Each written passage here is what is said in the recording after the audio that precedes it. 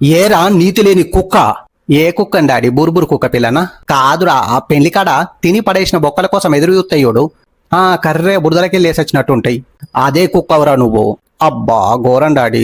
మరి లేకుంటే ఏంది కొడుక ఇది? ఏం చేసినవురా? మెడలో దండలు కనబడతలేవా డాడీ? పెళ్లి చేసుకున్నా ఏం బేకార్ పని చేసినవురా? ఎందుకు డాడీ? కోడలు మంచి లేదా? ముక్కు మూతి మంచిగానే ఉందిరా, కానీ హైట్ లో వీకింది.